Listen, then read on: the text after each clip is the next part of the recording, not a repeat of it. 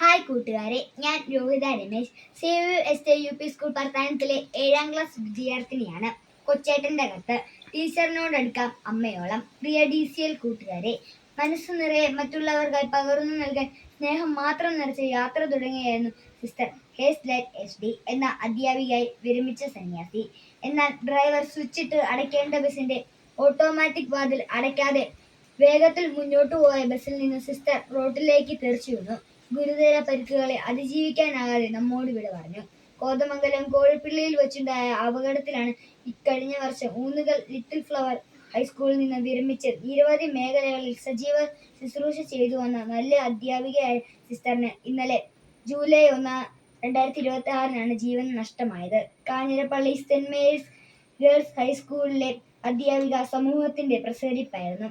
ഏവർക്കും പ്രിയങ്കരിയായ സ്വപ്ന Rajesh teacher, 10C class ടീച്ചറും staff സെക്രട്ടറിയും സഹ അധ്യാപകരുടെയും വിദ്യാർത്ഥികളുടെയും മാനേജ്മെന്റിന്റെ അഭിമാനവും ആഹ്ലാദവുമായിരുന്ന സ്വപ്ന ടീച്ചർ ഇന്നലെ ജൂലൈ 1, 2026 നന്നായി പഠിപ്പിച്ച് എല്ലാവരെയും സന്തോഷിപ്പിച്ച് വീട്ടിലേക്ക് പോയതാണ്.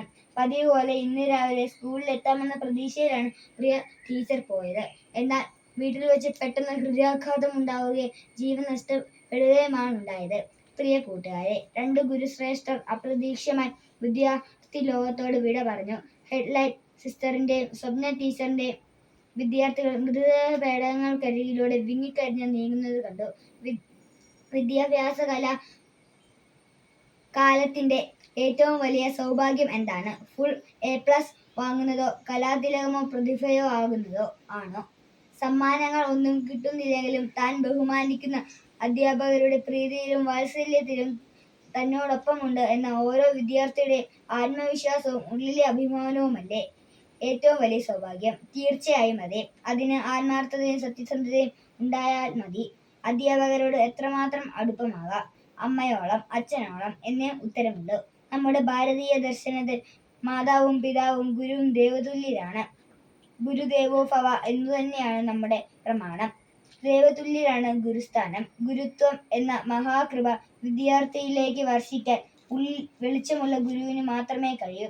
അതിനാൽ നമ്മുടെ എല്ലാ അധ്യാപകരെയും നമുക്ക് അങ്ങേയറ്റം ആദരിക്കാൻ ഒട്ടും മാറ്റിവെക്കരുത്. അവരെ അമ്മയെപ്പോലെ സ്നേഹിക്കുക. സ്നേഹം ഒട്ടും കുറച്ച് കളയരുത്. അവരോട് ഹൃദയം തുറന്ന് സംസാരിക്കാം. മറ്റൊരവസരത്തിലേക്ക് മാറ്റിവെക്കരുത്. പിന്നീട് അവസരം കിട്ടിയെന്ന് വരില്ല. സ്വപ്ന ടീച്ചറിനോടും ഹെഡ്ലൈറ്റ് സിസ്റ്ററിനോടും പിന്നീട് പറയാനായി അവരുടെ പല വിദ്യാർത്ഥികളും മാറ്റിവെച്ചത് അവരുടെ ഉള്ളിൽ ബാക്കിയാവുകയാണ്.